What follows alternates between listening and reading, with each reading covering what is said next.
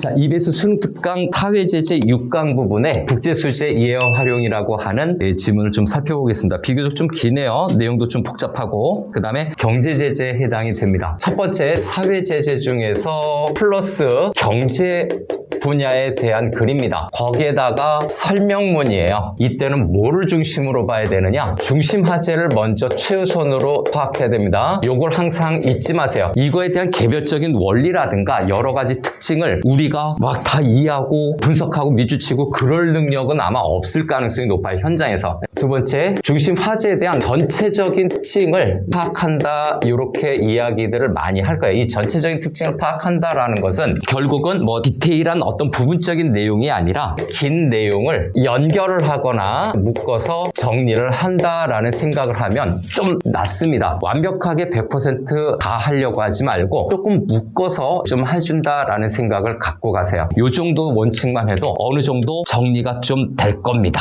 자, 첫 번째 문단은 국제 수지표라고 하는 것이 중심 화제입니다. 아무래도 수지표라고 하는 거니까 뭔가 작성을 해야 되겠죠. 그래서 순서는 좀 무시하더라도 이거에 대한 어떤 작성 원리라든가 그 다음에 어떤 내용이 구성되어 있는지 여기에 대해서 구성 내용과 작성 원리 정도를 아마 이야기할 가능성이 높고요. 실제로 그러해요. 첫 번째 단락에서는 국제수지표라는 것을 이해하기 위해서 거기에 구성 내용이 무엇인지 구성 요소겠죠. 그 다음에 어떻게 작성을 하고 있는지 요거에 대해서 이야기를 하고 있습니다. 순차적으로 정리하세요. 모르겠으면 순서대로 정리해도 됩니다. 다시 한번 볼까요? 자, 해서 첫 번째로 기억해야 될 건 바로 국제수지표라고 하는 거죠. 국제수지표에 좀 과감히 묶고 연결을 해서 줄여주는 방식으로 정리를 할게요. 국제수지표라고 하는 것은 통계를 작성하는 거였어요. 모든 경제적 거래에 대해서 종합해서 기록한다라고 얘기를 했어요. 근데 이거는 너무 상위 개념의 말이니까 좀 어렵죠. 그래서 추가적인 내용, 국제수지표의 개념에서 상품인데 저기 한 글자씩 했던 건 거비,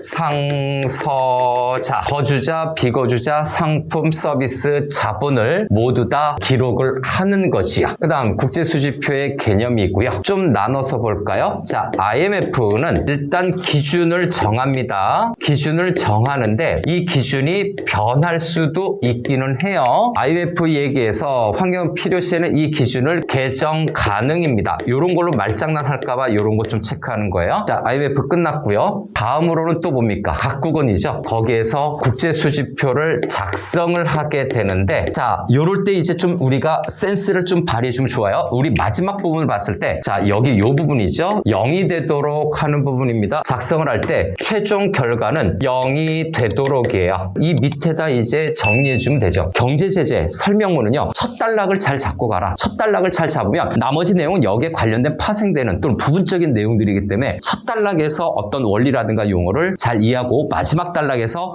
어떻게 설명을 좀 마무리하고 있는지 그걸 파악하면 돼요. 세 번째로 또 나눠볼까요? 구체적으로 나왔는데 분류하는 거죠. 국제수지표의 개념이고 좀 띄어져 있지만 순서대로 하느라고 국제수지표를 분류를 좀 했습니다. 첫 번째 뭡니까? 경상수지. 근데 경상수지가 만약에 좀 알고 싶다? 저기 써놨죠? 수출 마이너스 수입이에요. 문제 나오거나 뭐 그래프 나올 때 그것 때문에 좀 불안한 거잖아. 이런 것만 적어놓으면 돼요. 그 다음에 자본 이전이죠. 자본 수지 써볼까요? 자본이 이전이 되는 거죠. 요건 뭐 어려운 거 없고 그 다음 세 번째가 뭐였습니까? 금융계정. 요것은 거비 이렇게 써놓으면 되지 않을까요? 근데 이 금융계정에서 이제 여기서 어떻게 할지를 좀 생각을 해야 돼요. 여러분들이 공부를 할 때 만약에 금융계정을 요걸 물고 늘어진 내용이 나왔으면 그 다음에 내용이 요걸 물고 늘어졌어요. 그래서 금융계정이 어떻게 됩니까? 이제 1번 자산이 있고요. 그 다음에 2번 부채가 있네요. 자산이라고 하는 것은 거주자가 해외로 투자한 거고요. 부채는요. 비거주자가 국내에다가 투자한 거예요. 요것만 적어놓으면 되죠. 방향성만 잃지 않으면 됩니다. 그 다음에 금융계정의 자산 항목에는 여기로 또 가는 거죠. 자산의 증가 마이너스 감소액으로 계산이 되는 겁니다. 줄여서 이해하세요. 그 다음에 여기로 가면 순자산 증가액이죠. 요것이 문제에서 물어보지 않는다면 뭐 크게 문제시 되지는 않을 거예요. 그 다음에 부채 증가액에서 감소액을 기록하는 것인데 순부채 증가액 증가맥이네요. 순자산 증가맥, 여기는 순부채 증가맥이라고 얘기를 해요. 이렇게 증가해서 감소를 뺀 거 순부채 증가맥이라고 정리해 줄 수 있죠. 이렇게 묶어서 줄여버리면 좀 낫죠. 금융계정에서 자산 마이너스 부채로 보는 거죠. 근데 이것까지 물어볼지는 모르겠지만 이것이 순자산. 순자산은 순자산 증가맥에서 순부채 증가맥을 빼준 걸 거야. 이렇게 차례차례 했어요. 뭐 다른 거 할 필요 없어요. 차례차례 하세요. 그래서 국제수지표에는 약간의 오차는 존재하지만 무시한다면 국제수지표 여기도 있고 여기도 있고 나중에 이제 국제수지표를 한 군데 몰아버리면 되죠. 자, 1번과 3번이 있고 그래서 얘네들을 총 몰아서 4번으로 다시 한번 정리할게요. 아니면 요게 좀 복잡하다 느끼면 요거 지우고 여기에다가 이렇게 4번을 해도 됩니다. 국제수지표를 어차피 얘기하는 거니까 경상수지, 수지자 뺄게요. 경상 플러스 자본수지의 합에서 빼기 금융계정 순자산이죠. 요것이 바로 국제수지표가 되는데 요게 뭐라고? 이퀄 0이라고. 요게 나온다라고 얘기하는 겁니다. 여기 금융계정에 자산 마이너스 부채가 순자산이잖니. 여기 요 순자산이 일로 가는 거예요. 금융계정의 순자산은 바로 요겁니다. 요거를 빼주면 0이 된다고. 경상수지와 자본수지 플러스 마이너스 금융순자산. 금융계정의 자산 항목과 부채 항목을 빼주면 순자산이 돼. 그거를 이렇게 0으로 한다. 결국 경제도 수학 산수네요. 산수로 정리해주면 됩니다. 인내심을 갖고 순서. 달리 머리 굴리지 말고 그냥 정리하자라는 거죠. 자, 첫 번째 문단을 이렇게 감 잡았으니까 이 다음에 어떤 다른 요소를 설명하든 뭐를 하든 간에 이게 근본이 된다는 얘기예요. 첫 번째 문단에서 중심 화제를 던져주는 거기 때문에 첫 번째 문단의 내용을 차근차근 정리하자. 그리고 우리는 궁금하니까 마지막 문단을 먼저 좀 보고 싶어요. 자, 이걸 통해서 뭐를 얘기하려는 거야? 마지막 문단 슬쩍 보니까 뭐라고 얘기하고 있어요? 대외 지급 능력 개선. 이거 얘기하는 거야. 대외적으로 뭔가를 돈을 지급해 주려면 우리가 자산이 많아야 되지 않을까? 그래 줄 수 있잖아. 일반적인 원리예요. 말이 어려운 거지 근본적인 원리는 비슷하다. 그래서 마지막 문단을 먼저 좀 가겠습니다. 네, 중간 부분은 요거를 설명하기 위해서 처음에 있는 요소들을 통해서 요거를 설명하기 위해서 그렇게 많은 전제 조건들을 깔은 거예요. 그거에 대해서 너무 지치지 말고 그냥 빨리빨리 연결해서 최대한 단순화시켜라. 전문 용어는 단순화시켜야 돼요. 그래서 5문단의 핵심어는 대외 지급 능력입니다. 대외 지급 능력과 금융 역량이라고 마지막에 얘기했죠. 금융 역량의 중요성을 이야기하고 있는 거예요. 바로 어느 부분 맞다? 여기 금융 역량, 그 다음에 대외 지급 능력, 요 처음과 마지막에 요 단어로 핵심어를 잡았어요. 근데 문제는 만약에 여기서 따로 문제를 깊게 낸다면 이런 부분들이겠죠. 그래서 대외 지급 능력, 금융 역량을 키우는 요소들이 과연 무엇이겠는가? 첫 번째, 경상수지 흑자를 지속적으로 내야 된다. 이 요건들이겠죠. 두 번째, 투자 성과 또는 투자 실적이죠. 투자 성과랑 투자 실적은 같은 말이잖아요. 그래서 투자 성과라고 그냥 처음에 있는 걸로 써버려도 상관이 없어요. 투자 성과가 어떻게 돼서 다 좋아서 순대자산이 어쩌저쩌해서 요것이 바로 뭐와 관련이 된다? 요것이 세 번째 대외 지급 능력이죠. 근데 이것이 어떻게 됩니까? 경상수지 흑자는 계속 일어나야 되고 투자 실적이 부진이 된다면 만약에 내려간다면 순대외 자산이 감소하죠. 또 뭐가 된다고요? 환율이 요동을 친다는 얘기지. 환율이 상승하는데 이렇게 환율이 상승하면 요걸 통해서 자국 통화 가치가 하락한다고 핵심은 크게 잡아놨고요. 이것이 바로 금융 역량이야 라고 얘기를 하는 거죠. 동그라미. 연결해서 묶어버리세요. 연결해서 묶는 연습을 하다 보면 실제 시험장에서도 부단히 잘할 수 있어요. 첫 번째 단락과 마지막 단락. 국제수지표가 이렇게 작성이 되고 뭐 자산이 증가하고 뭐 넣었다 뺐다 이렇게 하는 그 과정은 결국은 대외지급 능력과 금융 역량에 관련된 내용으로 마무리하고 싶었던 거예요. 경상수지 흑자 계속 나야 되고 투자 성과가 좋아야 되는데 만약에 투자 성과가 안 좋으면 자산이 감소하고 환율이 상승하고 자국 통화 가치 하락하고 그래서 금융 역량이 떨어지겠지. 떨어지면 대외 지급 능력에 문제가 생길 수 있다. 요 얘기한 거예요. 간단하게 가자는 얘기지. 이제 나머지는 여기에 있는 요소들, 여기에 있는 요소를 갖고서 그런 요소들을 마무리 정리해서 좀 펼쳐놓는 내용들이 있어요. 좀 다양한 다른 것들을 또 끌어오겠지. 종류들이 많으니까. 자, 그래서 두 번째 문단에서 주로 얘기했었던 거는 첫 번째 문단의 내용에 이어서 바로 뭐를 얘기하고 있었 있었다. 거주성과 소유권이에요. 그러면 첫 번째 문단에서 거주자, 비거주자에 관련된 내용이겠죠? 이 문단의 소주제를 먼저 좀 설정을 할게요. 대외 거래 기록을 할 때 거주성과 소유권 변동이 중요하다라고 얘기를 하는 거죠. 우리는 인식하고 있으면 돼요. 그래서 첫 번째는 국제수지표 1문단에서 이어온 거거든요. 국제수지표는 거주성, 소유권 변동이 중요하다. 아이고, 이거 소주제랑 중복이 됐네요. 그래서 이거에 대해서 얘기를 하는 건데, 자, 두 번째 거주성에 대해서 그럼 좀 체크를 해야 되겠죠. 거주성은 첫 번째 경제적 이익이, 나는 이익의 중심지가 어디냐. 두 번째 어떤 기간? 1년 이상이죠. 1년이 기준점이 되네요. 요런 숫자 나오면 좀 주목은 해야 되겠죠. 3번 개인입니다. 개인은 1년 미만이죠. 1년 미만으로 해외에서 활동하면 이거는 본국 거주자로 분류되죠. 근데 1년 이상이 되면 본국의 비거주자로 분류가 된다라는 점 묶을 수 있죠. 네 번째 법인은 어떻게 된다고? 등기로 법인격을 획득한 장소겠죠.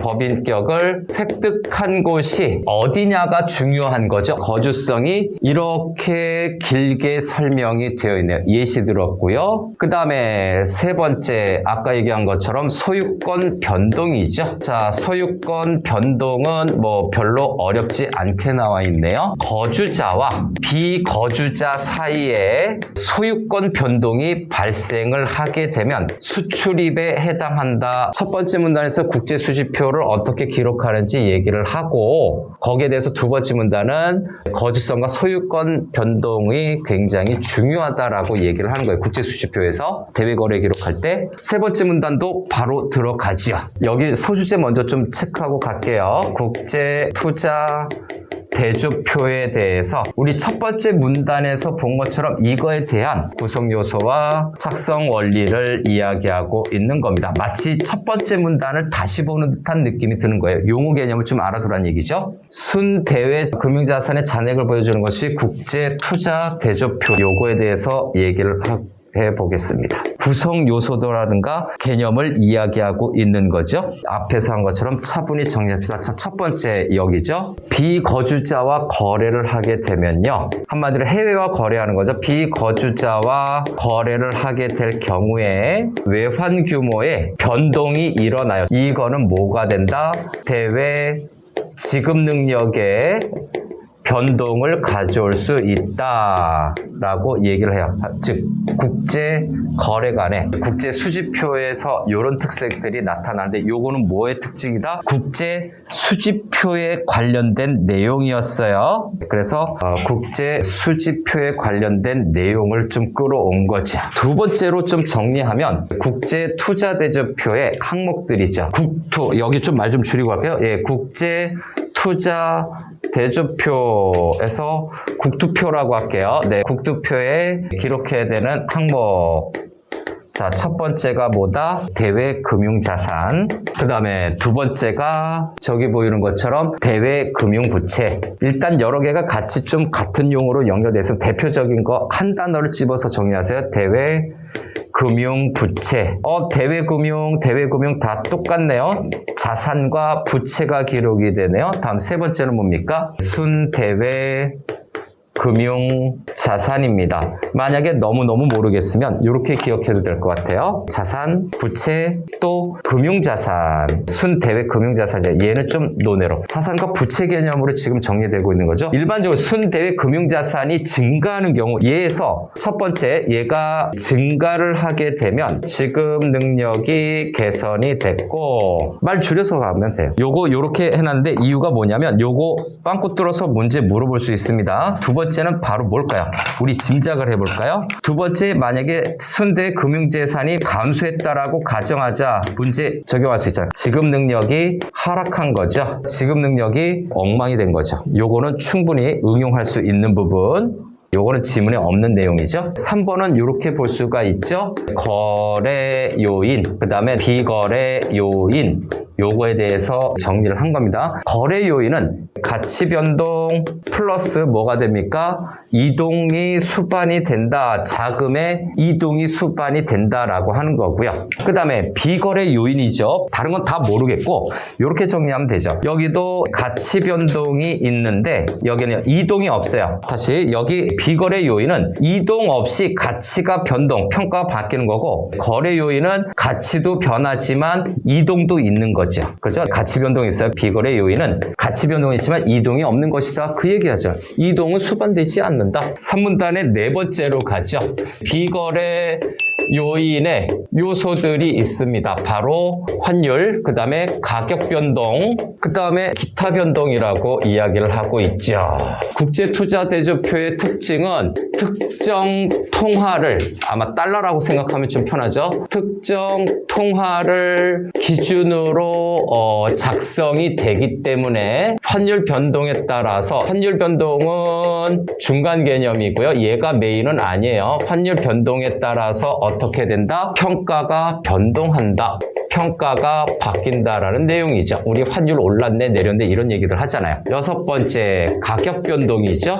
가격 변동 이게 다 뭐라고? 비거래 요인이야. 지금 3번에서 파생됐던 이 비거래 요인이 계속해서 이렇게 새끼친 거예요. 얘네들은 지금 여기에 요 밑에 붙는 거예요. 그래서 가격 변동은 뭐라고? 평가가 변동하는 것을 의미한다. 환율도 일종의 가격이 변동하는 거나 마찬가지잖아요. 네 번째 문단은 이제 그동안의 관계들을 정리를 해주는 거죠. 첫 번째 문단에서 우리가 뭐를 했었다? 국제 수지표죠. 미리 좀 정리하고 갈게요. 국제 수지표가 있었고요. 그 다음에 여기 있던 국제 투자대조표의 관계를 설명하고 있습니다. 첫 번째로 순서대로 정리하면 국제 수지표는 그 많은 걸 머릿속에 다 집어넣으면 얼마나 힘들겠습니까? 그러지 말고요. 요량통계라고 작성을 해봅시다. 요량통계는 지문에서 보면 되죠. 근데 이것과 서로 차이가 나타나죠. 국제 투자 대조표는 뭐에 해당이 된다고? 저량 통계로서. 자, 이 관계에서 첫 번째 뭐를 얘기하고 있습니까? 이거는 차이점 대조가 나타나는 거죠. 그 다음에 두 번째는 여기 마지막에 있는 거, 만약에 있는 거 속을 뻔했죠. 국제 투자 대조표와 국투표라고 할게요. 국투표와 국제 투자 대조표와 국제 수지표의 금융계정이죠. 국수표라고 할게요. 국제 수지표의 금융계정 이렇게 좀 써놓을게요. 금융계정은 좀 써놔야 될 것 같아요. 구분해야 되니까. 요 금융계정은 동일 개념이다라는 내용이죠. 어떨 때 동일 개념이다? 첫 번째 연말 연초에 요 조건도 변수가 될 것 같아요. 비거래 요인이 자 앞부분에서 비거래 요인을 계속해서 물고 늘어졌죠. 비거래 요인의 변동이 없으면 이거는 뭐라고? 동일하다. 국제수지표 금융계정이죠. 요거 변동 없다. 요거 동일 개념이다. 요렇게 정리해주면 게임 끝났죠. 그래서 마지막 문장에서 이 모든 것이 뭐를 나타낸다고? 대외 지급 능력에 관련이 되는 거다라고 얘기를 마무리하는 거야. 신인도에 관련돼서 마무리하겠습니다.